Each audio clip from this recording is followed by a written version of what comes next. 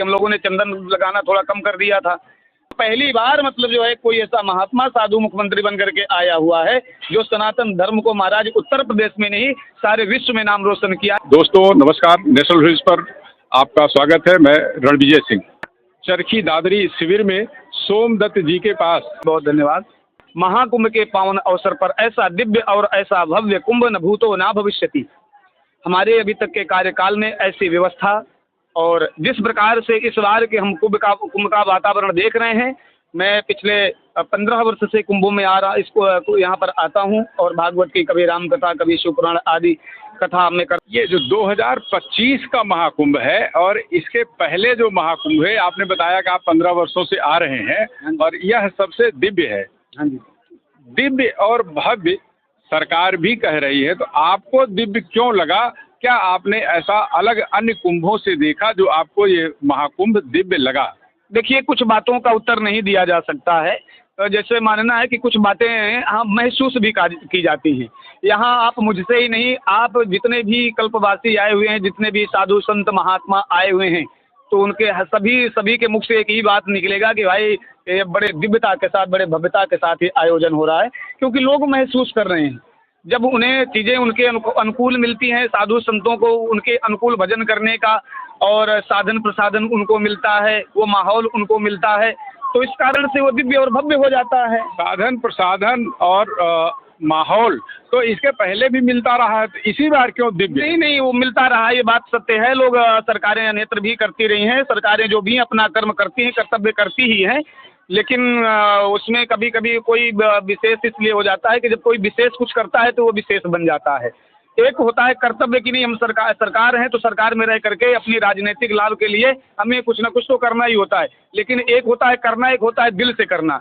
तो ये एक पहली बार मतलब जो है कोई ऐसा महात्मा साधु मुख्यमंत्री बन करके आया हुआ है जो सनातन धर्म को महाराज उत्तर प्रदेश में नहीं सारे विश्व में नाम रोशन किया। ये मैं नहीं, ये महसूस किया जाता है, सब लोग ये बता सकते हैं, सब लोग आप देख भी सकते हैं कि पूरे विश्व के लोगों को एकत्रित कर दिया। आप कह तो रहे हैं महाराज जी, लेकिन खुलकर कह नहीं रहे हैं कि पहले जो व्यवस्थाएं होती थी वह दिल खोल कर नहीं होती थी, पहली बार दिल खोल कर हुआ, ऐसा आप कह रहे हैं। तो क्या पूर्व में आपने महसूस किया था कि दिल खोलकर सरकारों ने नहीं किया था? हाँ, बिल्कुल ये बात सत्य है कि पूर्व में ऐसा नहीं हो पाया।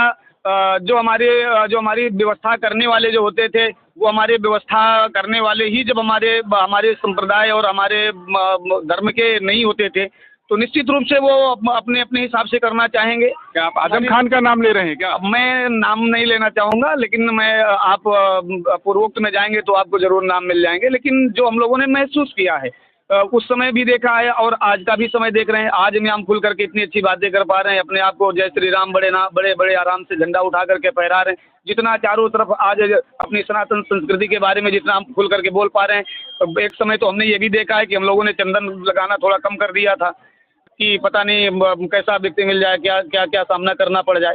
तो ये बातें छिपी नहीं है, ये कोई बहुत विस्तृत से कहने की जरूरत नहीं है। आपने बहुत बड़ी बात कही कि हम लोगों ने चंदन लगाना कम कर दिया था। आप उत्तर प्रदेश में बांदा के निवासी, चित्रकूट के निवासी हैं और आप कह रहे हैं कि चंदन लगाना कम कर दिया था, ऐसा बीच में माहौल आ गया था। हाँ जी। तो क्या थोड़ा सा प्रकाश डालेंगे, वो माहौल कौन कब का था? नहीं, माहौल तो देखिए बताने की बहुत ज़रूरत नहीं है। योगी सरकार के पहले आप जो भी सरकारें रही हैं आप उनका आकलन कर सकते हैं। यहाँ कांग्रेस की भी सरकार रही है और बसपा की भी सरकार रही और आदरणीय श्री हमारे अखिलेश की भी सरकार रही। लेकिन जो सरकार में हमारा बैठा होते हैं वो सबके लिए वो श्रेष्ठ होते हैं, उसके लिए हम उनको बधाई देते हैं। लेकिन कहीं ना कहीं हमारी सनातन संस्कृति के लिए उन्होंने राजनीतिकरण किया हुआ है। अपने राजनीतिक लाभ लेने के लिए उन्होंने कहीं ना कहीं हम हिंदुओं को, हम सनातनियों को उन्होंने अनदेखा किया हुआ है। योगी महाराज ने अपने जो पूर्व की सरकारें थी उनसे अच्छा काम किया, ये आप कह रहे हैं? ये बिल्कुल ठीक बात है कि सनातन के लिए हमारे जितने योगी और मोदी ने, ये आप पूरे आप मुझसे ही नहीं, आप जिस मंच पर जाएंगे और जहाँ पर भी जाएंगे आप बच्चा से भी पूछेंगे तो जो उनके जो सहयोगी हैं, जो उनके समर्थक हैं, विपक्षी के जो समर्थक हैं, वो भी यही बात बताएंगे आपको। सरकार की क्या व्यवस्था है?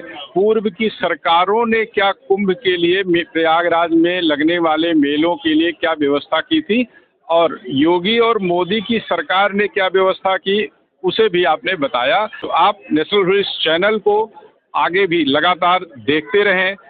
चैनल को शेयर करें, सब्सक्राइब करें, अपना कमेंट भी करें और हम लगातार महाकुंभ से जुड़ी हुई खबरों को, धर्म कर्म से जुड़ी हुई खबरों को आपको लगातार दिखाते रहेंगे। धन्यवाद, नमस्कार।